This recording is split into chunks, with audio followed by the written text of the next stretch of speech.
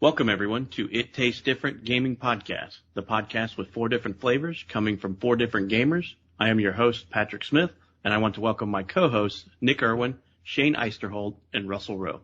Hey, Patrick. Where can they find us? Well, the first place you should check out is our website at ittastetesdifferent.com. This is the place where you can subscribe to all of our streams and connect to all of our social media sites. You can also find us on Facebook at It Tastes Different. We're also on Instagram at It Tastes Different PC. And then last but not least is Twitter, where you can find us at It Tastes Diff. What's on the menu? We have the Firecracker Grilled Alaskan Salmon with Tell Me Why. Tell Me Why is an action-adventure game from Dontnod Entertainment and published by Xbox Game Studios. The game was released in 3 episodes exclusively for Microsoft Windows and Xbox One in August and September of 2020. This game was a game that we picked because it was on Game Pass. I went into this game not knowing really what it was. I kind of thought it was a game similar to, what was the other game that we played? Life is Strange. Life is Strange, yeah. So I thought it was going to be similar to that. I was a little bit surprised. Why don't we start with Shane on this one? Shane, why don't you tell us what you thought about this game? If you've ever seen a show on the CW, and I mean any show on the CW, that's what this game is.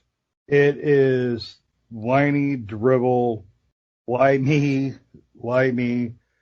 with a pseudo, fictional sci-fi kind of thing going on, with 2 sisters, brother, sister, and it's more of a interactive show than it is an actual game. You do more listening and watching than you do interacting with it. That was probably one of my biggest letdowns. It's really hard to say. It felt more like an experiment than a game. The storyline is anything you've ever seen on the CW. I mean, who's your daddy?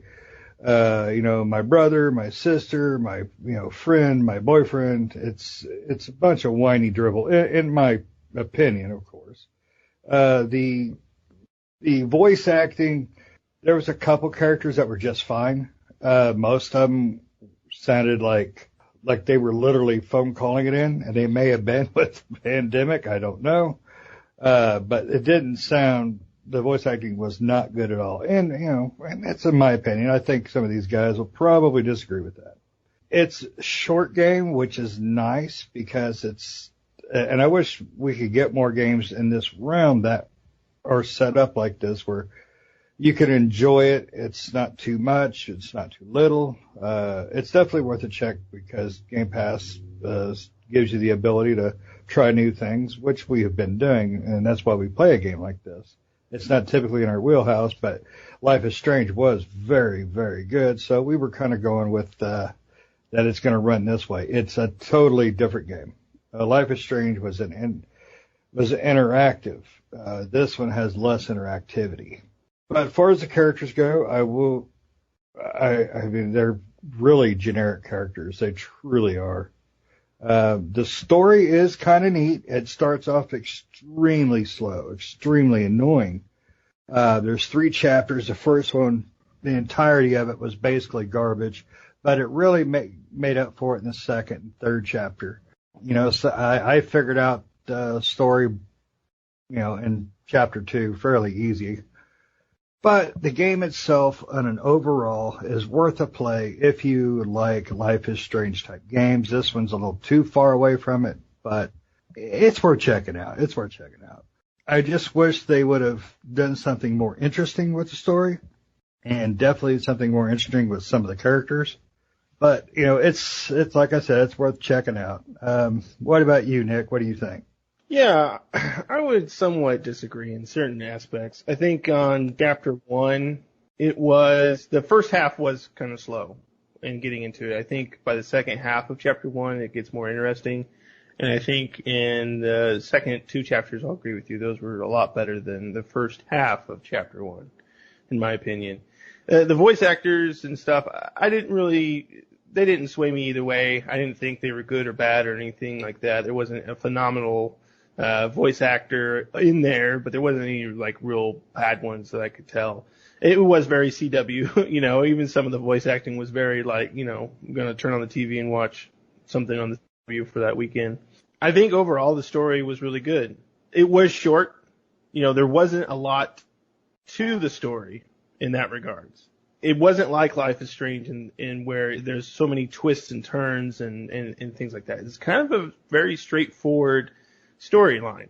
There are a little bit of secrets and hidden things and things you want to find out about what happens, but in a lot of it, like Shane said, you can kind of figure out where things are headed pretty easily. There isn't as much interaction in this game as some of Dontnod's other games. It is a lot more just it's a lot more story focused really than anything, watching and listening than it really is interacting. There are puzzles and the puzzles are pretty good.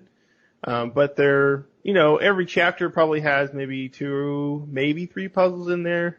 They're not super difficult to figure out. Some of them can be, but you got this goblin book that you gotta read through to understand most of the puzzles in the game. And what really I think the best thing maybe to do is probably kind of set up what the story is about. If you haven't played this game or you're wondering what is the story about, what is this game about, I think that we should probably go into that next as far as what the story encompasses and what it's all about. So, Russ, do you want to tell us what the story is about in this game? Yeah, the story is actually, I'll kind of disagree a little bit with Shane too. The story is actually moderately interesting, though it does start off very, very slow. The story is about some siblings. We have originally 2 daughters. During this time, they were living with their mother. Their mother was she was kind of artsy, kind of like struggling, doing the best she can to raise these children on her own. And then in one night that you don't find out till the middle of the story, after one of the children who was identifying themselves as a boy rather than a girl cut his hair, and she found out, and it seemed as though the mother was angry, which the other sibling, the daughter, Allison, she stabs the mother in the back, and she ends up falling into the lake that they live by there in Alaska. And that kind of starts this story off. And you really don't know every bit of those details initially. When you first start off the story, you see Tyler, who was previously Ollie and made the transition from a female to a male. And so now you're playing with Tyler, who who hasn't seen his sister in many, many years. I think it was 7 years, I believe. No, I'm sorry, it was 10 years. They were gone for 10 years, and then they meet up in Devil's Crossing, where the story starts. So that's kind of the start of the story, and you're kind of investigating what happened, why their mother reacted the way they did. And what I'd like to do now is I'd like to kind of pass it to Patrick, let him kind of take it from there, and then I'll come back and I'll tell you all how I kind of feel about the game as well. Yeah, so I will disagree with Shane too. I mean, I liked the game. I will admit the first hour, probably the first 2 hours of the game was really slow. I actually played 2 hours and quit, and I was like, I just don't know. I'm so bored, because I was expecting the other type of game as well. I didn't know what to expect with this one, because I went into it thinking that it was something that it wasn't. It is a very story-driven game, which I do enjoy story-driven games. It just comes to the point to where there is a lot of non-gaming related stuff. So there's a lot of watching cutscenes and a lot of this and that. But I will say the puzzles were very fun. The story hooked me after, when I came back to it after the first couple hours, I started playing it and the first chapter ended and I was like, what's going on here? I want to keep playing to find out what's going on here. So I will say some of the characters were a little bland. But, as Russ was saying, it's a story of a transgendered kid who basically, the daughter stabbed the mother with scissors because she thought she was threatening her sister, Ollie. And, and then so they get separated. Basically, Allison goes to live with they call him uncle. but he's not really like, I don't think there's like a blood relation. He's technically the sheriff and kind of takes her in. And then so, she goes there, and then Ollie at the time gets admitted to Fireweed, which is a type of clinic in the game. And, you find out a little bit more as time goes on. But, during that time, Ollie transitions to Tyler and, takes on the persona that she felt that she was a male. So, she takes on that persona, and that's where you kind of pick up the game. And like I said, the sister picks up the brother from Fireweed, and they travel back to their home that they're cleaning out, that they're wanting to sell. So their mother's home, they're trying to sell it so they can move out and go to Juneau. And, Tyler wants to become a ranger and go, wherever. So, that's kind of the story you get. And then as the story goes more and you play together more frequently, they get to these memories keep coming back, and they can actually visually see these memories together. So they kind of start piecing back parts of their life, and things happen in the story that makes you think that what they saw in the beginning of the game wasn't really true. Like their mom really didn't care that Ollie really was Tyler. The mom really didn't care. It was just a perception by the kids because she was always so upset and angry.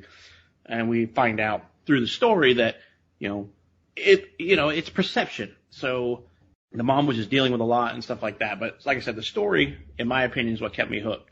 Some of the characters were very bland. I did find that I kind of liked a few characters more than others. I really liked Sam. Sam seemed to be like that.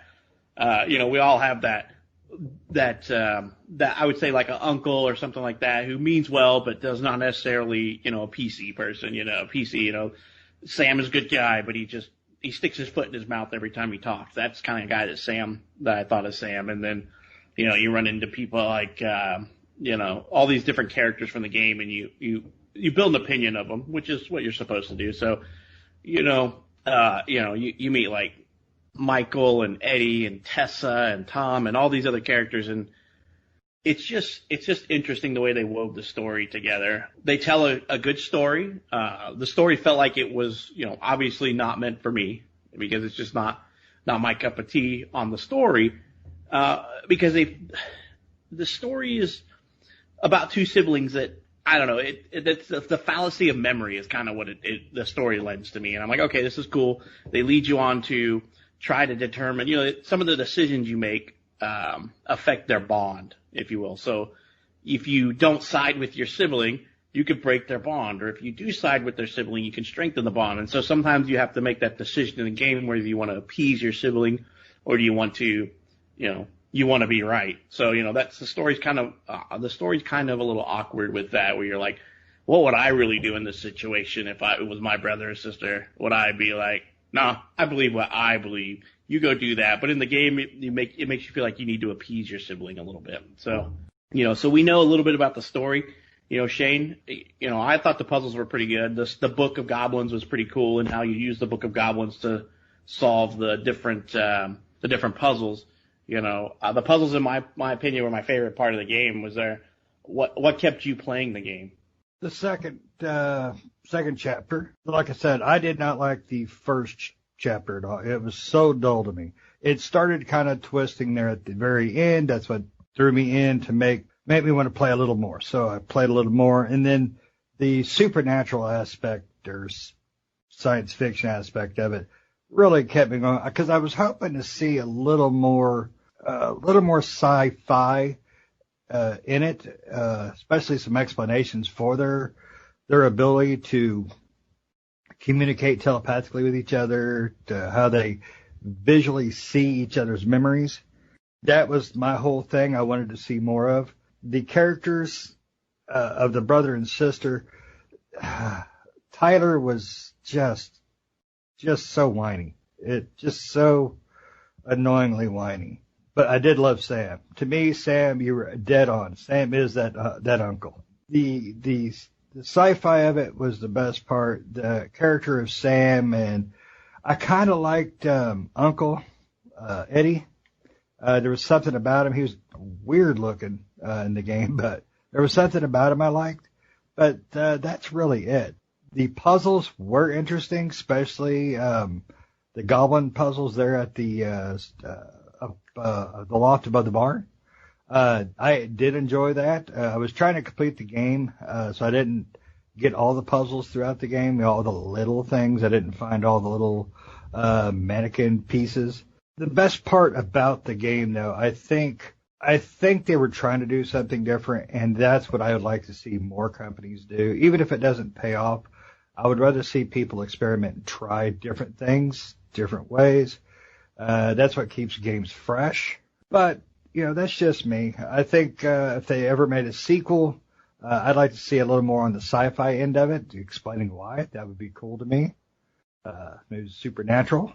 What about you, Russ? What kept you going? Because I know you were a little bored on those first few hours as well. Absolutely.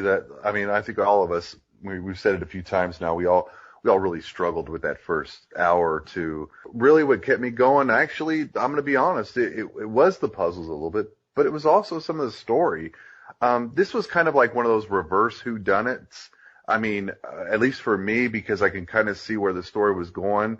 But it was like you could kind of mold it with the bond between the sisters, as Patrick was saying, between the brother and the sister. You could see that bond changing some of the story, or at least the perspective or the perception of the story. I really enjoyed the Tessa storyline within that a little bit. It seemed like Tessa was this rotten old hag that was just angry about everything, and that she was tired of giving old girl free handouts and this, that, and the other, and to come to find out that really Tessa was the one that was giving the most. She was the one that was willing to do the most, and just because of the perception of Marianne, which is the mother's name, it got lost in that a little bit, and that giving was not really appreciated the way it should have been.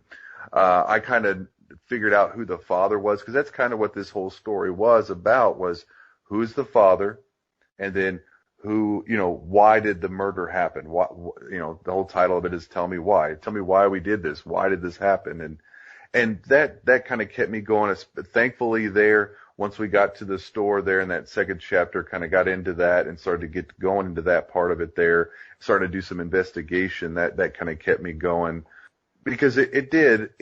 Is it a CW story? Yeah, it is a little bit, but at the same time, I could find some intrigue in it as the fact of the ending and how sad that was. And I don't know if we want to broach the ending just yet, keep you guys listening a little bit longer, but for sure, that middle part there, and then as Patrick will probably lead into, because I know that he really enjoyed that part when we went up into the attic of the garage, or that extra part of the house there, that there was actually, it actually felt really cool to me. Was it a little CW? Yeah, it was, but it was still very fun. It was kind of like the treat after having to eat all your broccoli and carrots and all that stuff. You kind of got the treat of the dessert, which was that little bit of that ending. So, Nick, you have anything to add to that? Kind of continue the story for us?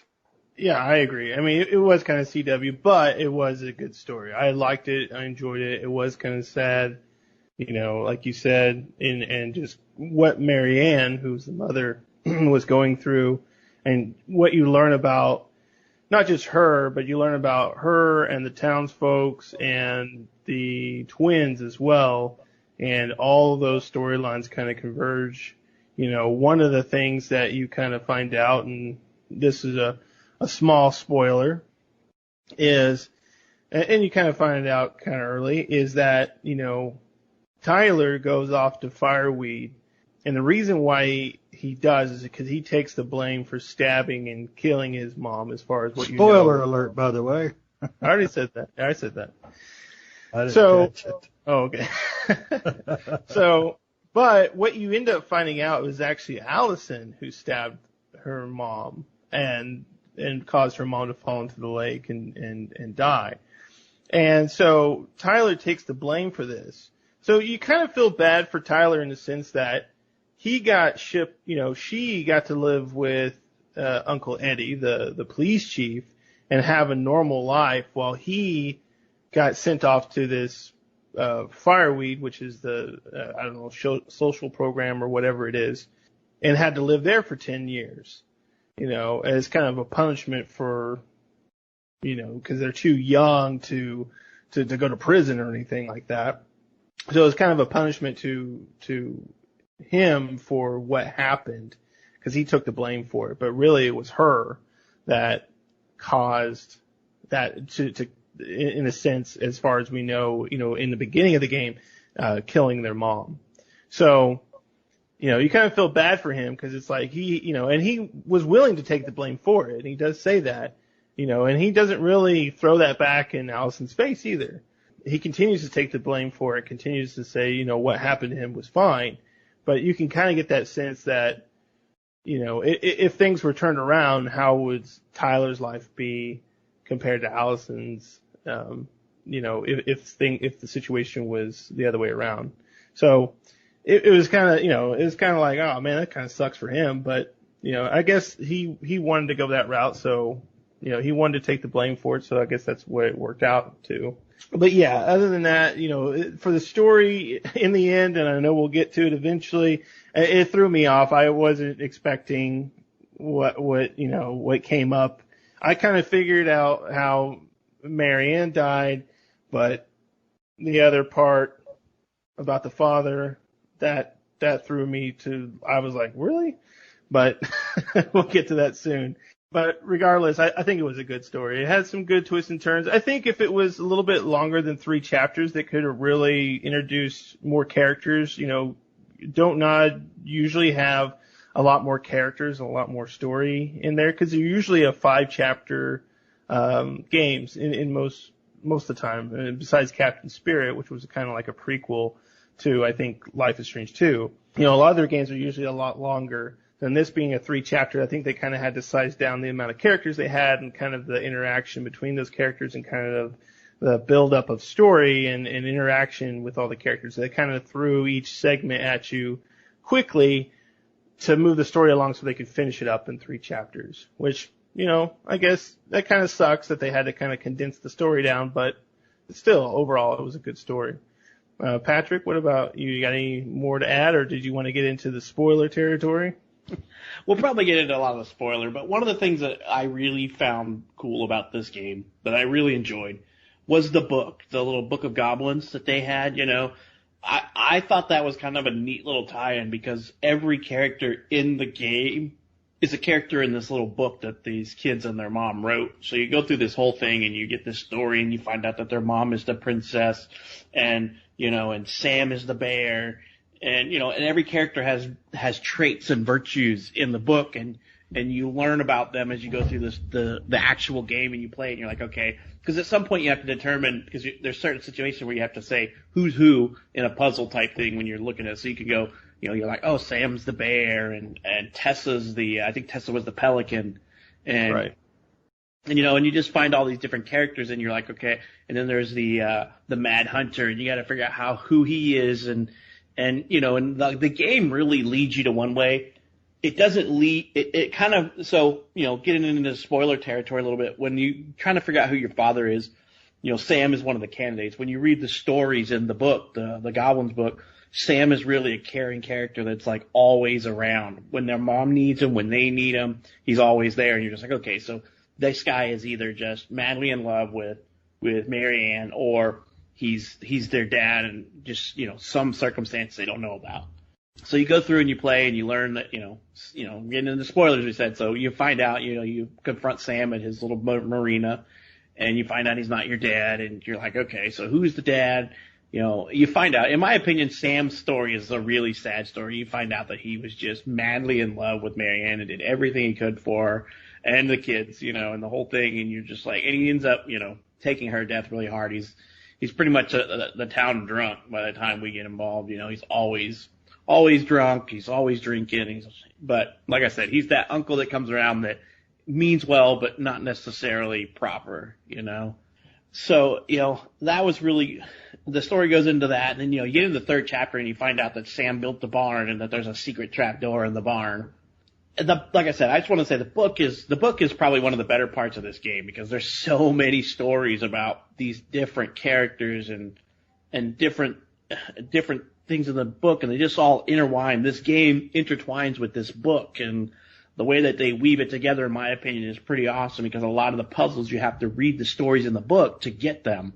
And so it kind of forces you to read the book. And by forcing you to read the book, the stories, in my opinion, are great. The little short stories in the book that the kids wrote are great, you know. And so leading up to the final scene, you go up you find the trap door into this loft in the barn, and you go into the barn, and there's all these little cool puzzles. And I mean, they are great.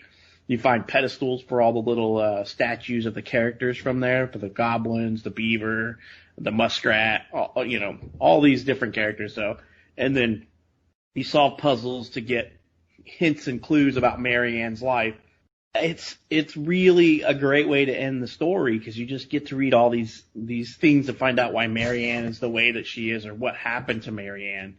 You know, because we really don't, up until this point, you don't know anything except for maybe Mary Ann was just a little misunderstood, because you get glimpses of who she was, because the kids were really young when this happened. When she got killed, they were young. They don't, we all know that little kids don't fully understand what's going on around them in the day-to-day life. They see what they see in their perceptions, but we as adults keep things away from kids that they don't need to know. You know, the trials and tribulations of life you don't want to put on your child's shoulders. You know, and Mary Ann's trying that. Towards the end of the story, I kind of figured out who the father was, but only because only character I couldn't figure out who it was in the story was the Mad Hunter. And I was like, who's the Mad Hunter in the story? And I'm going through there going, I know who this person is. I know who that person is. And these people all make sense, but who is this character? And you're just like, and part of me is going, okay, so maybe the Mad Hunter's their dad and he's just a really shitty person, or something. So, as you go through there, I figure we all probably need to participate in this last bit of conversation, but like the last bit of the story when you get in the attic, just in my opinion, is complete sadness. I don't know how we want to spoil this with everybody, but you find out. I'll let somebody else spoil the very end of the game, but I want to talk about what you find out in the attic, because I think the attic was probably the coolest part of the game with all the little mini stories and everything. But you find out that Mary Ann got pregnant when she lived with her rich parents. That she's portrayed as the princess in the stories, and it's because her parents are insanely rich from what you get from the stories or whatever. And you find out that she got pregnant out of wedlock, and the boyfriend or husband wasn't like the best person or whatever, so she runs away to Alaska with some, she meets some people and she runs away to Alaska and gets a house, and she ends up, the child of hers ends up dying that she has, when they go out there. And so it's really heartbreaking. You find out she buried it in the tree on the property, and the brother and sister didn't even know about any of this, and nobody does. And so she's extremely sad. And then she makes up this story about these little goblins that live. And the little goblins are her children, and she makes up a story about the goblins that live under the floor of the house, and they become really good friends, and they're the best thing in her life. And it's really sad and depressing story, and you feel really bad for Mary Ann, because I did. I felt horrible for her after reading this, because they portray her to be this bad person because you're getting the children's perspective and some from the town, but I felt horrible for Mary Ann. I'm like, what happened to her? I want to know what drove her to do this. But, you find out that she had, a child that died very young in Alaska, and then she got these two other kids, and you're like, okay, so the baby has a different dad, and then these two kids, and you're like, okay, so what's going on? And, you still don't know who their father is after you solve all the puzzles, but you learn a lot more about Mary Ann and her life, and, and all this kind of stuff. You learn about their grandparents, and, they're not really the best people, but you don't know a whole lot about them. But like I said, the attic scene made me really feel horrible for Mary Ann. It was pretty depressing for me. But it gives you a little bit more perspective. And then, you're leaving the story starts to take an end when you take a turn, when you leave leave the loft after you've solved all the puzzles and everything, and you walk outside and you start getting memory flashes, and I don't want to be the one to do all the spoilers, so I kind of want to open the floor on who wants to kind of finish out the story, and round it out to the, towards the end. Well, let me jump in just real quick, because everything you just said about the mom was absolutely true. It was really heartbreaking, because they throw a lot about the mom at you at one time, and if they would have stretched it out, I don't think it would have had the effect that it did. And I was thinking about that too. Like I said, this is one of those things where they were doing something different. They were experimenting. that was something I really liked. I really liked how they made the monster human. Because the game tells you, she tried to kill her children. I mean, what kind of thing would do that? And just like you said, you go through that attic of the barn there, and you go through all that little story stuff. It's like, oh my God, that poor woman. Right. That is the thing about that game that probably tells me to tell people to play, because other than that, it was really generic in my opinion. But you guys disagree, and that's great, because that's opinions. And when they really revealed all this about the mom, it was probably the only moment of that game where I felt there was a human character. Everything, like I said, everything else is CW to me. But that was so good, the way they did that. And the way they revealed it, and the way they, the storybook stuff told the story of the mom at that point. When you think about the little stuff you read and saw through the story, that was to me, that was something every company needs to take a look at and see how they did that, how they approached a character the way they did.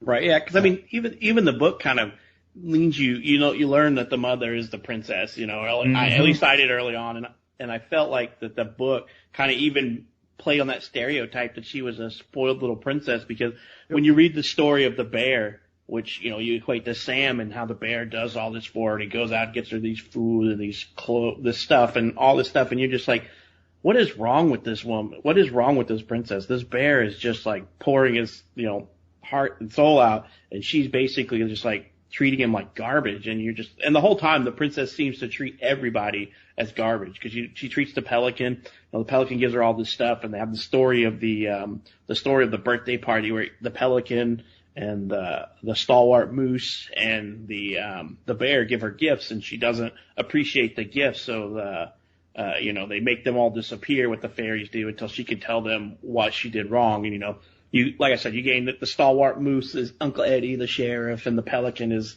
Tessa, the always giving kind of thing, the pious one, and all this. And you just learn all this stuff, and it makes the story, that much more, in my opinion, in depth. But early on in the game, you kind of learn that the mother might not be the monster that the kid's story tends to lend you to believe, because they find the book about how the mom had a book on basically the mom had two things. She had a pamphlet and a book, and the pamphlet seemed horrible, because it was like one of those religious camps to turn your kid away from being transgender, or the way that they felt, which is a horrible thing. They had that pamphlet, then they had the book that was basically how to understand and your transgender child, and you're just like, okay, so the mother wasn't really against this. She's maybe trying to understand it. So, you get led into this, but at the end, it's almost like she's exonerated, because she built this room above the barn for her kids, to basically tell her story to her children on who she really is. It's conflicting stories sometimes. Sometimes I felt like she was the biggest loser or jerk around, and then you get towards the end and you're just like, oh, I feel horrible for this woman, and all these other characters. So that was probably the best part of the game for me, was that last hour or two where you get this human story from the mother, this monster, this monster that you're groomed into the game of not liking, because you think that who would kill or try to harm their children. Oh yeah. Let me ask something. All right. We all played Last of Us 2. We all know that the character of Abby is portrayed all the way through Ellie's story as monster, evil, and then you're forced to play as her, try to humanize her. This is what they should have done for that character. If they wanted to make her humanized, they wanted to show that she had some sort of a moral standing. This is what they should have done, something along these lines. And I didn't think about it until, we were talking about it. They tried to make her a monster at the beginning, and then tried to make her human at the end. If they'd have done something like they just did in this game, that would have been a lot better for Last of Us 2, in my opinion. What about you, Nick? What do you think? Am I off on that? Yeah, I mean, Last of Us 2 has a lot that needs to be fixed about Abby's story. But going back to this game, yeah, I mean, they do portray the mom as being this tyrant, and they portray it at the beginning, and, they kind of throw in these things where it seems like the mom's not that bad of a character, not that bad of a person. And, it's always the twins that kind of throw you off as the player, saying, oh, no, she wasn't that way. She was a horrible, mean person, blah, blah, blah, blah, blah. But even the twins start to kind of change their perception of Marianne. And, yeah, I 100% agree with Patrick. The loft above the barn was the best part. That last, couple hours of chapter 3 was definitely the best way to end it. And it was super sad just seeing really it comes down to she was just trying to make a claim for herself and trying to be the best that she could possibly be. And, life was just not throwing her a bone, basically. She had a lot of bad things that happened to her, and her kids were, besides the one she lost, the 2 kids she has now, the twins, were everything that she had. And that was, and really, if we want to go into some spoiler territory, I'll throw. I think before we go into that, I got a question for everybody here, because one of the things that I felt the story kind of lent to was I always felt compelled to side with your twins. So if you're playing Allison, you sided with Tyler and vice versa. So one of the first decisions that you have to make that I wanted to get your guys' take on was when you were in the grocery store and you're confronting Tessa. You see Tyler. Tyler always seems to have the more negative memories. So every one of his memories of his mom are kind of her in a negative light. So when you see the story with where they're confronting where their mom is shopping and Tessa confronts her, Tyler is basically like, their mom is just completely berating Tessa and just shutting Tessa down and yelling and calling her a bad person, and Tessa's just wanting to talk. And then when you look at the memory from Allison, it's the opposite. Like, the mom is calm and collective, but Tessa is pretty much just browbeating her into submission.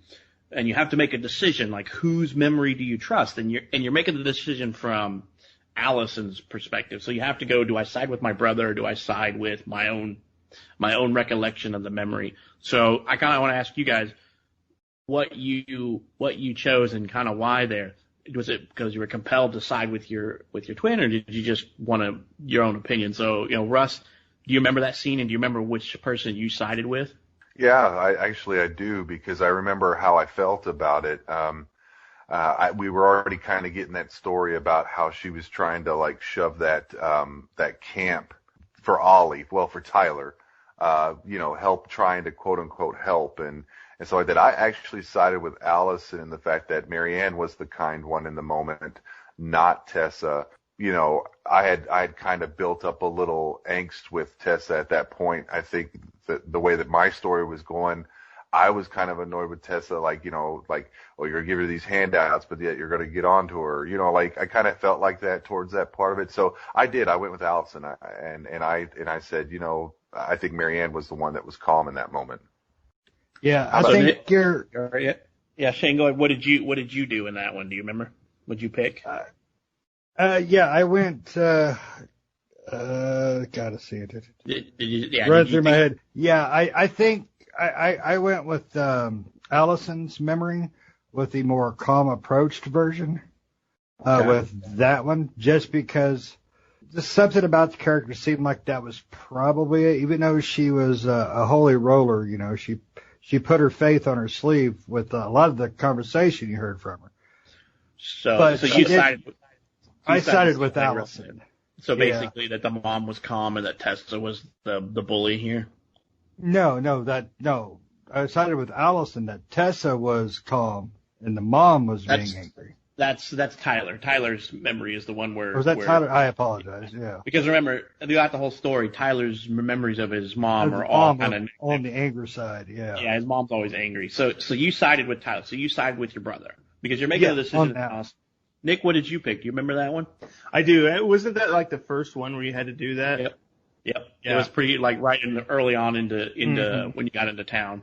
So mine's really easy. I sided with the fact that I couldn't figure out how to switch between the two, and I just picked the one that was in front of me. So I think it was Allison's that you're looking at first when you're trying to decide which two to choose from. 'Cause I didn't know you had to cause I was playing on PC, and I didn't know you had to use the mouse to switch between the two, look at both perspectives. So I was using the keyboard, I don't know how to switch between them. And so I'm like, well, it's here in front of me, so I hit the button. So yeah, mine. So did you mean to pick that one though? I mean, if you could have picked it, would you have picked the one where the mom was angry or where the mom was the calm one? I probably would have picked the one where the mom was the calm one. Yeah. So I'm not going to spoil this, but that conversation.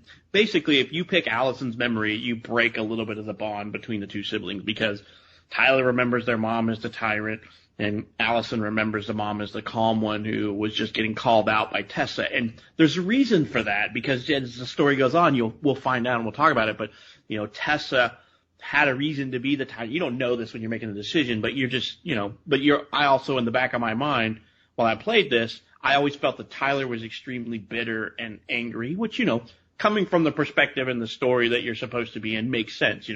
He was, Tyler was born a little girl, born female and identified as male.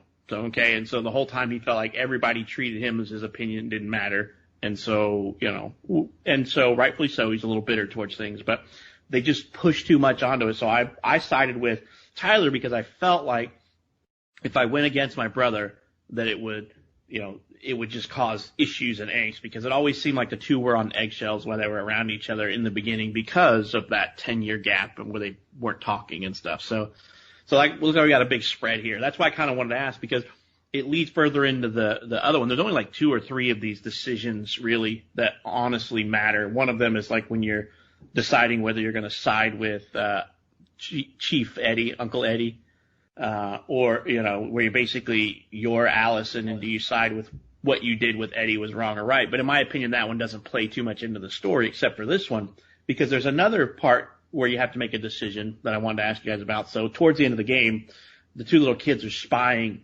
when Eddie comes to talk to their mom towards the end of the story.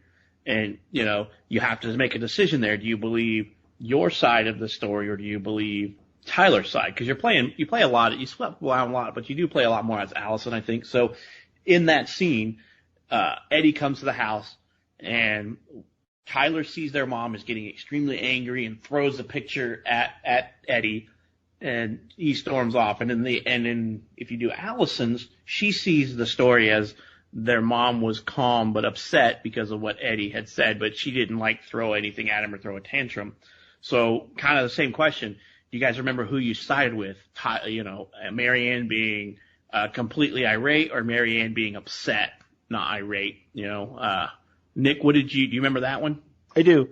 I believe, and I think this was the option to strengthen their bond, was to pick Tyler's option, and that's the one I ended up choosing. Right. If you ever disagree with your brother or the other sibling, it loosens the bond. So that's why I'm saying the game kind of leads you to say, well, if I want my bond to be stronger, I have to side with my sibling. So you lose your individuality there, if you do that because you're going against what your memories of this situation are. Russ, do you remember what you picked there? I again went with Allison. I went the calm one. I think through the whole game, I went back and forth with the bond being strong, weak because on a couple of those things, that one there again was a moment where I don't know why, but I kind of felt sorry for Marianne from the very beginning almost. I mean, I don't know if I was just being suspect or if I was just being cynical. I was okay, they're going to set us up to something. But even in that moment, because I kind of respected the bond of what Eddie did for Allison and stuff. I think that's maybe why I kind of went that way for a little bit of it. I mean, I always kind of like to go with the calm portion of it anyway. And I think for me too, Tyler was kind of grating on my nerves at that point in time. So, it might have been some of that went along with that decision. But, and the only reason why Tyler's is grating on the nerves was because like the dude could never just like chill out sometimes. It was like almost I wanted to get in there and just kind of yell at him and say, just chill out, man, listen. But that's what I went with.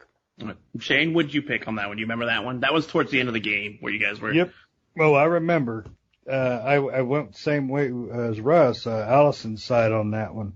So even though, yeah, I weakened the bond, but I really wasn't too concerned about the bond. I was more or less thinking about it as a, detective novel, trying to figure it out myself. I wasn't really concerned about the bond too much. Interesting. So that kind of leads me into a question that's off topic of the game. When you guys play games, do you play the games from your perspective or no? Because when I play a game, like, when I play a game, no matter what it is, I kind of put myself, especially when it's choice decision based games, I kind of put myself in the position of how would I answer this, knowing what I know and who I am as a person, not necessarily who that person's character. Because, I can't relate to Allison. I can't relate to Tyler. I am me. I know what I would react to in that situation. So do you guys do that? Russ, do you do that in a game, or do you play the game kind of from the perspective of the character and not from your perspective? I usually try to dive into the character. We've played those kind of games before, whether we're playing dark side or light side, when it comes to Star Wars stuff and everything like that. And if I'm if I'm kind of rolling with a dark side character, I'm going to go with those more decisions that are a little bit darker.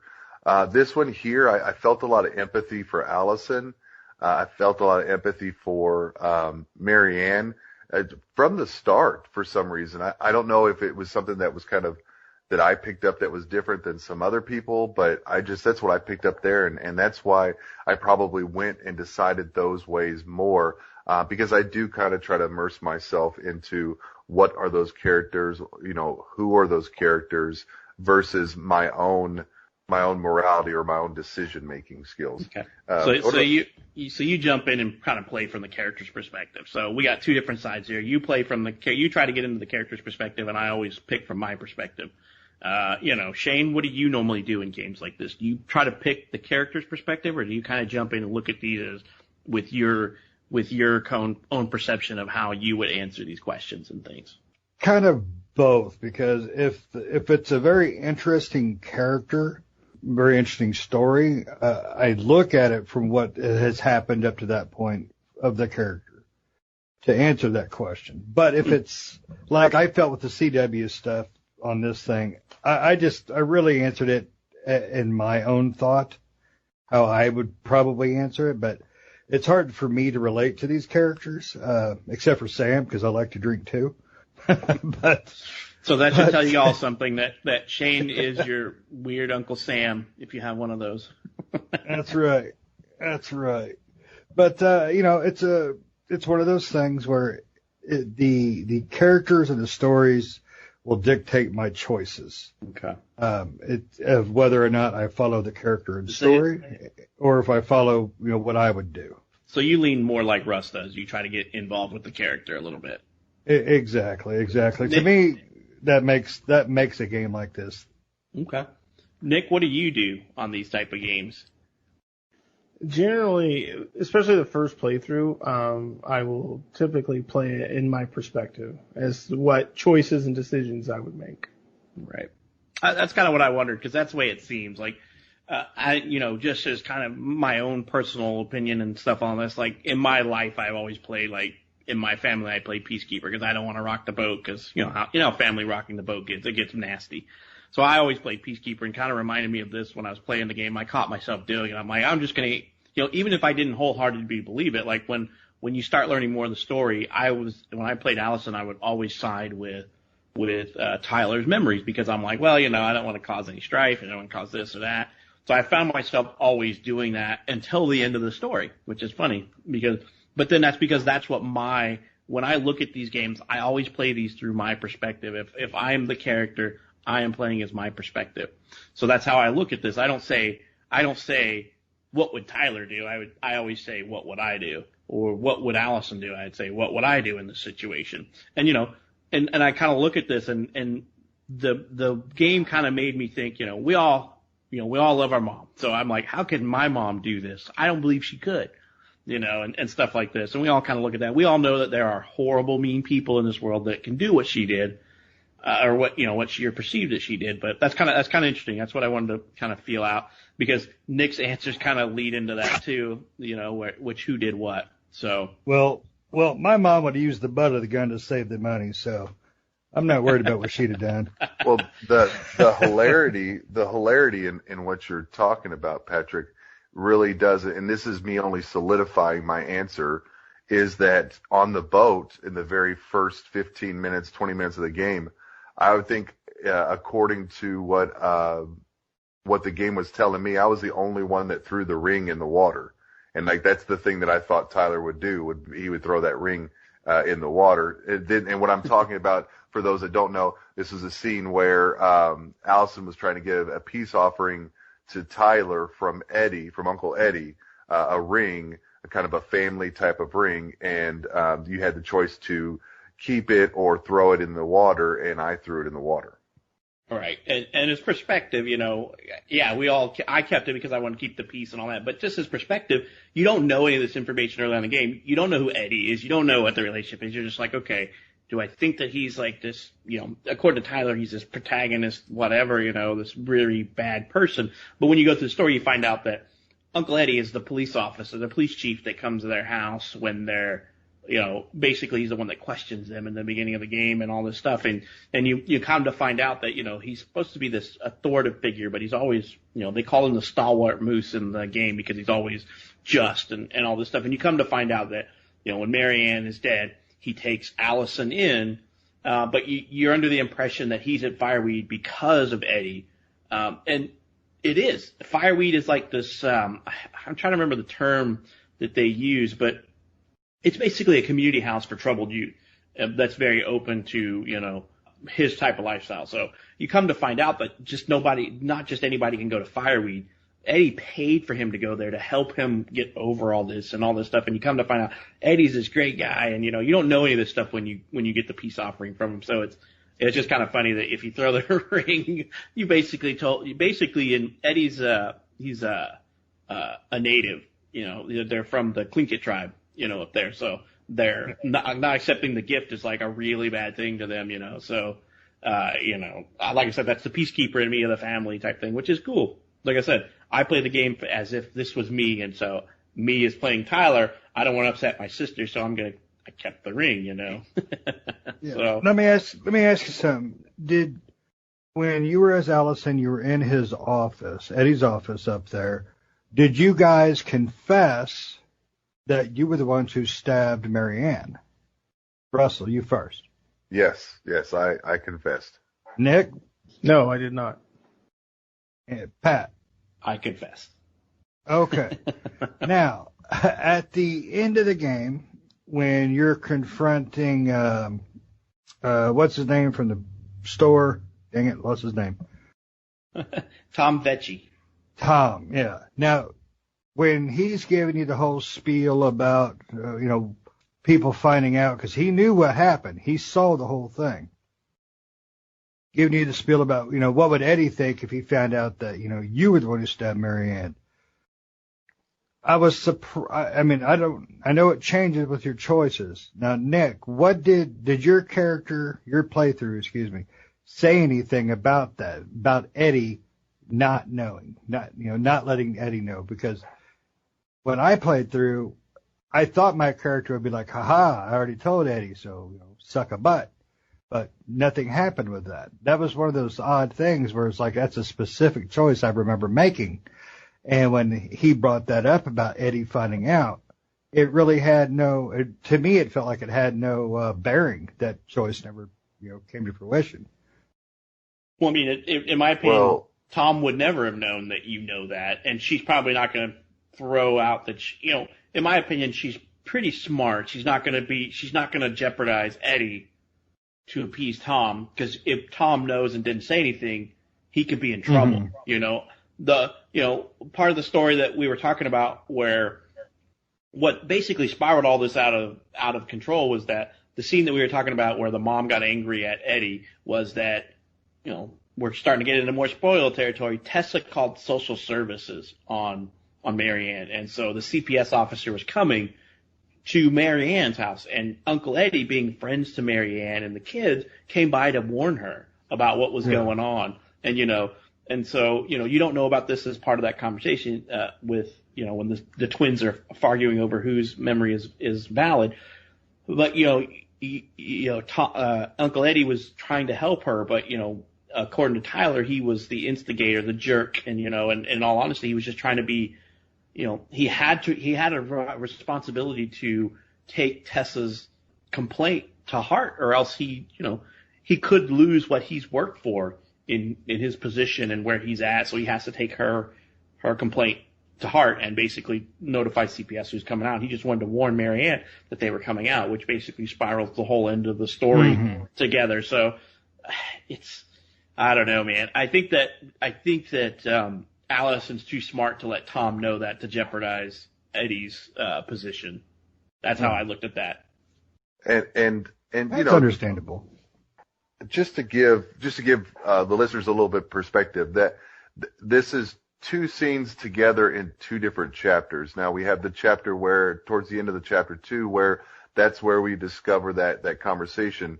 But once you go up, after you talk to Sam, and once you go up to the addict area and you discover all that stuff, you come down, and then that's when they call to confront Tom. And in my opinion, that threat from Tom was valid, and Allison was nervous, because the thing about it is if it would have got outside of Eddie, the only reason why it stayed where it was at was because it was within Eddie. Eddie had control of what happened to the kids. If that information would have gotten out to higher purposes or higher people than just Eddie, like it got out to the public, then they would have come probably run with it, and Eddie would have gotten in trouble. So I think there was, even though it seemed like an empty threat from Tom, I think that there was still some level of threat behind it, because, like I said, Allison could have been outed, and it could have got out, in a bigger aspect than just there in the little town of Devil's Crossing. So, that's my opinion on it. And Nick, if you want to, we could pass it to you, let you comment on that, and then kind of finish it out, and let's completely spoil this thing. Right, yeah. So, yeah, Nick, you want to go ahead and do the spoiler honors for this one? Sure. So, yeah. So basically, when you're talking about Tom, just kind of throw the spoiler right out there. So you find out that Tom is your dad, and he's the Mad Hunter. Out of all the characters in the game, Tom was really, for me, was like, really, Tom? Because Tom's kind of like the store clerk owner. It's Tessa's husband, So basically, Marianne had an affair with Tom, and they had the two twins. And Tom was there that night and did see what went on, and to kind of throw all the spoils out there. And then we can also, if anybody else wants to spoil things too, they can. I don't know if there's much more to spoil, but basically, you find out that Tom's your dad, and you also find out that. Well, you got two perspectives, really, kind of what we were talking about with the twins. You have the one perspective that the mom was trying to kill Tyler, or trying to kill her kids, or you have, I believe it was Allison's perspective, or no, it was Tom's, I'm sorry, Tom's perspective, where basically Marion was not trying to kill the kids. She was trying to talk to them. She was actually trying to kill herself. Because really what it came down to was Marianne, that's all she had was her kids. She already lost one. All she had left was her twin daughters. And, child services was coming to take them away, basically. And she couldn't live with that. And she was trying to kill herself, or was planning on doing so. And Tyler catches her mid, loading up a shotgun, basically. And perceives at that time that she is trying to kill them because he cut his hair, and follows him down to the dock, and that's where Allison proceeds to stab her in the back with a pair of scissors, and she falls into the lake. And earlier, and just to kind of add on to that just a little bit, earlier in the in episode 2, I believe it was, or it might have been early on episode 3. No, I'm sorry, I apologize. It is 2.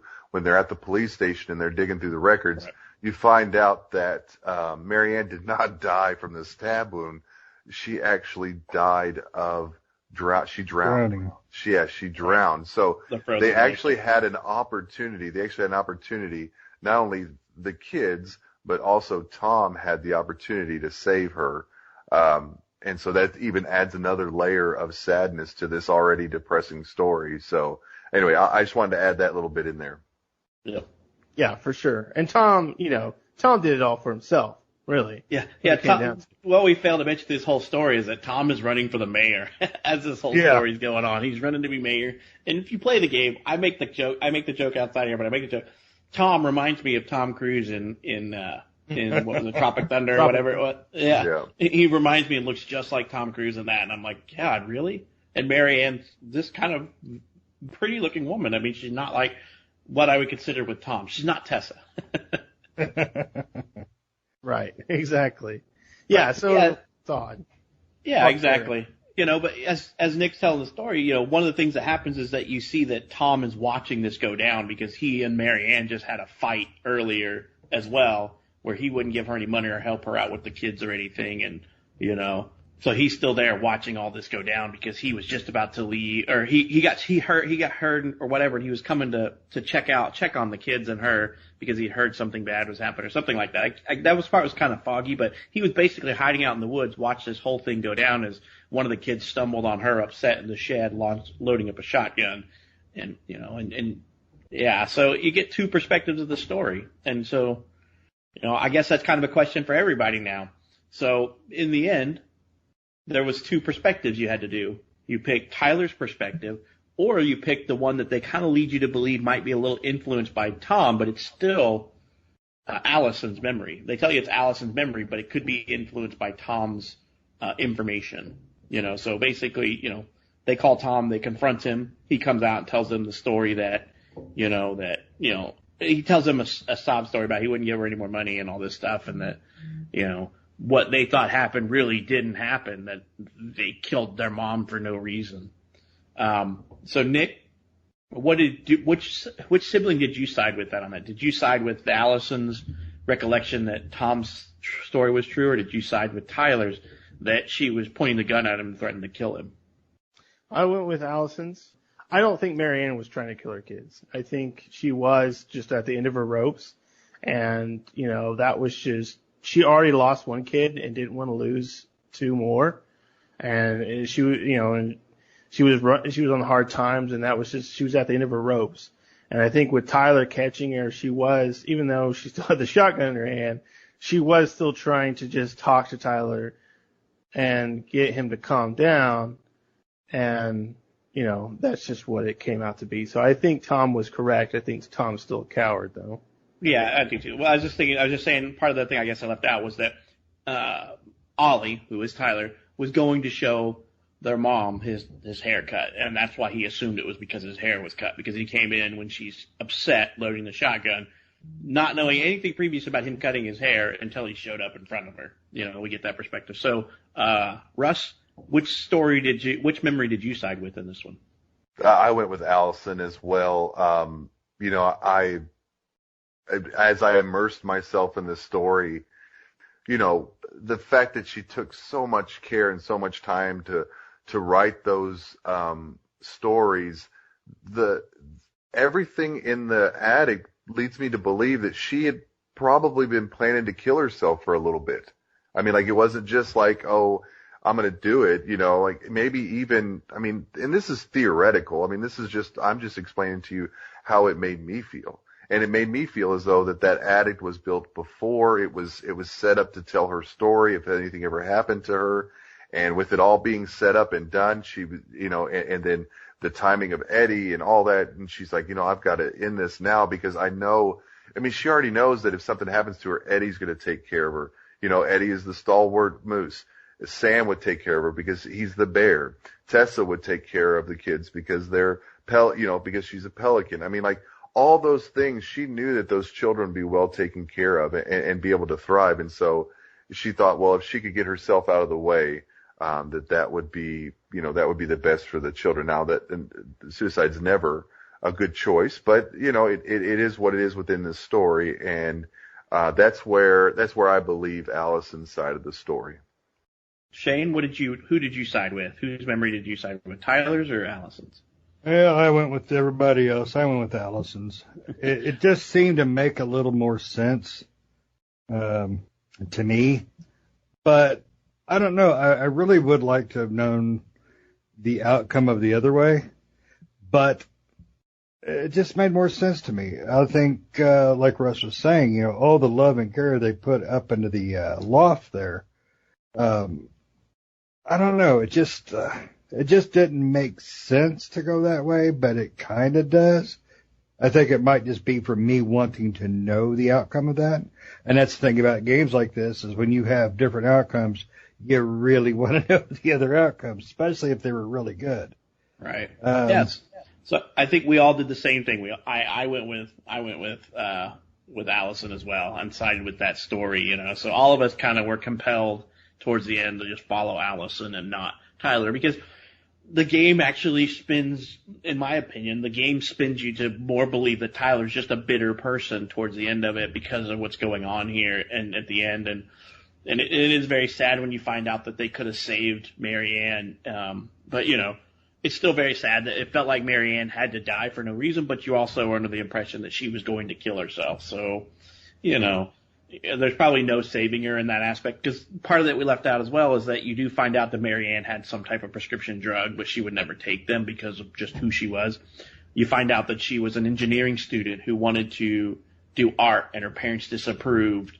And, she was a very talented dancer and all this stuff. And that she had these pets that her parents killed off because she's supposed to be this type of person, have this type of pets and stuff like, find out that her life has just been one, crap show after another, and once you, I don't know about you guys, but once the story ended, a bunch of aha moments started clicking in my head when you watch that final story and you just go through what you played, the whole interaction with, because you come to find out that Tessa knew those kids were Tom's. You find out that she knew the whole time.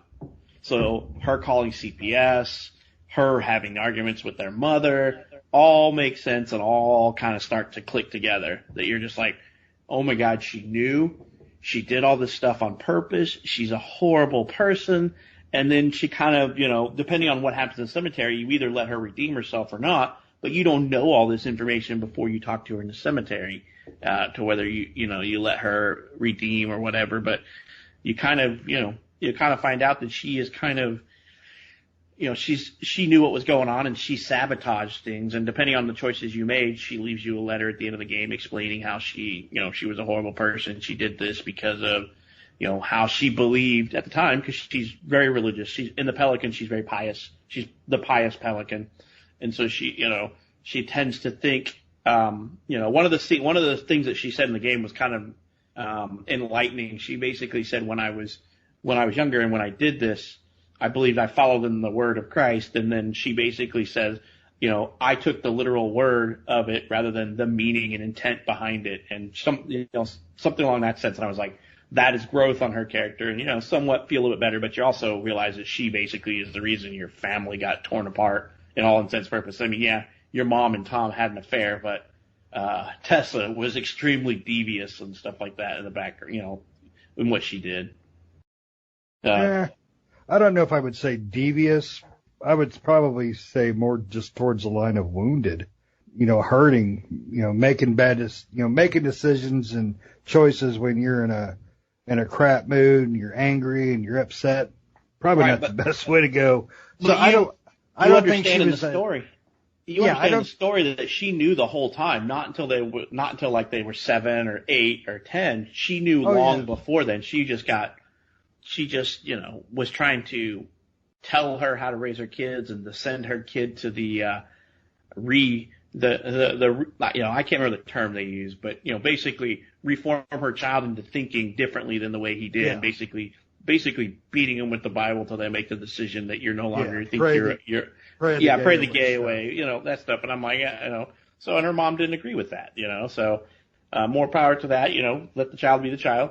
But, in my opinion, she felt like very vindictive, because if she really if she was wounded, it should have been like a more knee-jerk reaction when she first found out, not 5 years later, I'm going to ruin this family's deal, Yeah, I mean, I don't know. She was kind of an odd character.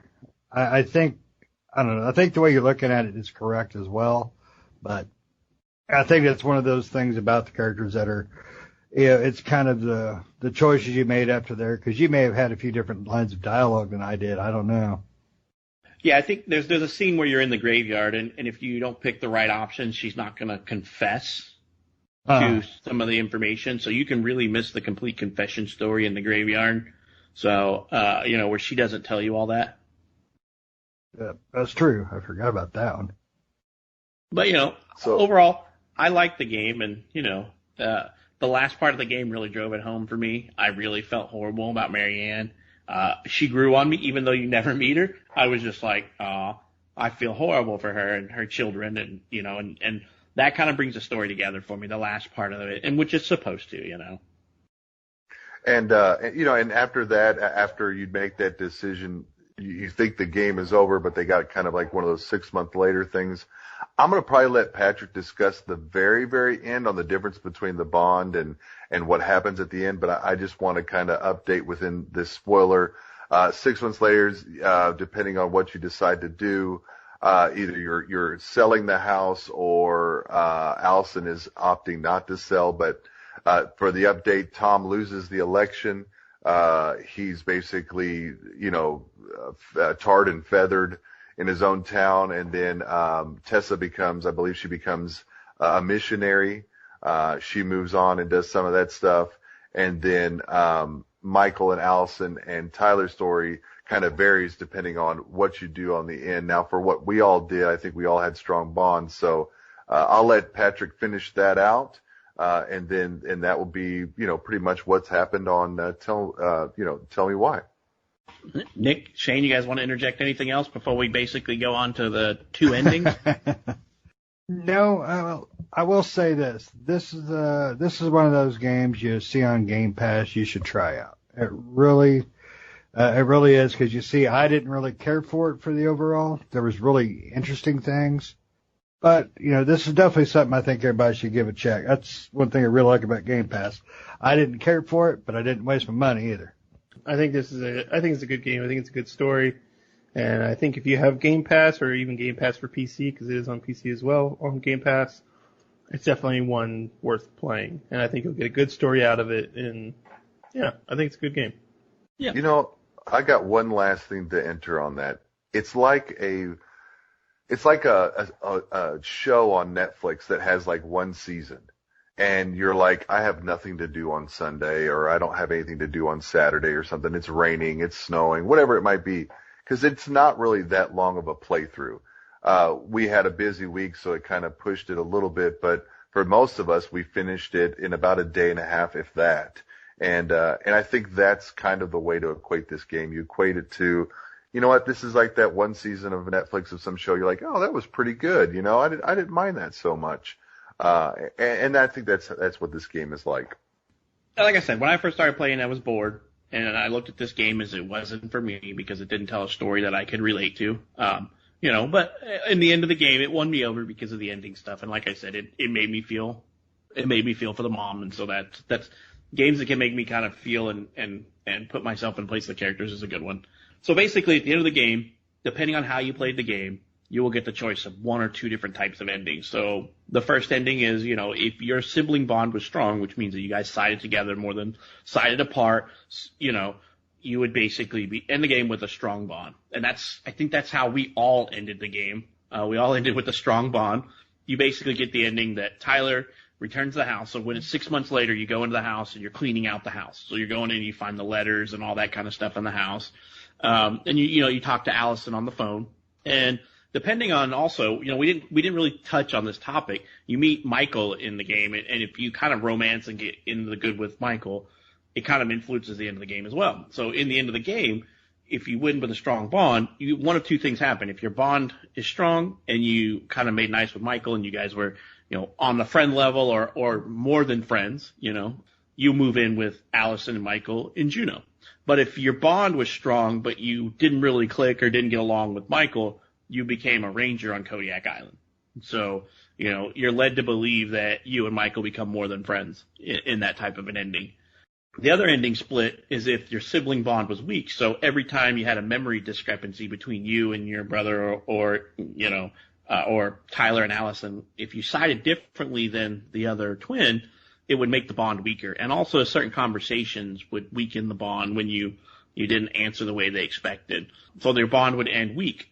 What I should mention is with a strong bond, you both keep your voice. So you can hear each other talking in their heads. So if you're a strong bond, you keep the voice. If you end it with a weak one, Allison basically opts not to sell the house and moves into your mom's house by herself. And Tyler, depending on your interactions with Michael, so friend or not friend, you move to Juneau with Michael, or you become a ranger on you move alone to Kodiak Island. And then if you have the weak bond, they don't retain their voice, so they no longer communicate to each other telepathically, is the way it seems. Their communication seems to be telepathic because they can talk to each other from very far distances apart. Like in one of the scenes, she's in Juneau and you're in the town that you were both raised in. So they can talk really far apart, and it's basically like they're together talking to each other side by side. So one of two different options there to pick for the ending. I think we all ended with a strong bond, so we all sided with our sibling more often than not. Made them feel welcome. So we're not the jerks that we sound like we are usually. So, so overall, I enjoyed the game. The reason I played it was because it was on Game Pass. I would not have bought a game like this usually. Maybe I would if it was on sale, because I did buy The Life is Strange before it was on Game Pass, and I bought it as a complete thing for like $20. So I got all the episodes in one. So I probably would have done the same thing with this one if it would have came out eventually down the road. I may have spent the $20 to get it as a combined, but it's usually not a full price game for me. I really was surprised because in the beginning I didn't think I was going to like it. Story wasn't relatable to me, and then the story was really slow. So, but overall in the end the game won me over, and I think it's a definite playthrough for anybody that's got Game Pass, or if anybody is really just a huge fan of these games. So overall theme of the game, I felt that the game told you that, your memories are fallible. You can't always rely on what you remember because your memories are biased. Your memories are biased based on we used to have a term in humanities. My humanities teachers used to say it was your BOGO. It's the thing, the light filter that goes over the light to make how the light disperses. The more dings and dents, the different the light disperses. So the more damaged your gobo is in life, the more it changes your outlook on life. So that's what this game reminds me of. Tyler was bitter because he thought his mom didn't like him because he was he wanted to be a boy, and he thought that she wanted him to be a girl. So it was his distorted view of that tainted his outlook. For me, great game. I played through it. I won't play through it again because there's no reason unless I really just want to get to do the siblings bond, weak bond achievement, because I got all the other achievements in there, but the two that are related to that one. Anybody else got anything else they want to add? If you like the CW, you'll like it. I think it's a great game. Yeah, I think Dontnod, they do pretty good story-driven games, and they usually, most of their games do try to tell some sort of, try to give some sort of, purpose behind the story. Like, for example, this one at the very end, before the credits roll, it talks about suicide. And it gives a suicide information, hotline number and websites that you can go to if you're thinking of suicide and things like that. So, all of Dontnod's stories typically kind of point to some sort of real life situation or real life consequence of people's lives, and kind of, every story kind of revolves around this. And this one seemed to revolve around suicide, as in the mother and they give that information at the end, so that's really cool. So yeah, it's a really good game. Definitely check it out. Yeah, that definitely was a big thing for me. Just to let our listeners know that National Suicide Prevention Hotline or Lifeline is 1-800-273-8255. I think any one of the four of us, if you follow our website, if you follow our posts, if you need somebody to talk to in a time like that, we're definitely, please reach out. This is no joke. This affects millions upon millions of people across the world, and that was one thing definitely to pull out of that game that was wonderful. And last little word for me is I did enjoy it. Definitely might try a game like this again. I didn't think I would, but I just might do that again. So it was pretty good stuff. All right. Sounds like we all kind of came away with it with a different perspective, but for the most part, we all liked it. Shane's the grumpy old man. He's not going to like that stuff sometimes. To get Shane's approval in the story is a pretty good thing. He's not normally this type, but this game's not his forte. But if you get a good approval to play on Game Pass for him, that's pretty good for this one. So, I'll just reiterate the same thing that Russ said. Suicide's not the answer. Always feel free to reach out to anybody. You should always reach out when you feel that way. We thank you guys for joining us in this episode. We look forward to having you guys tag along for the next episode. We'll catch you all later.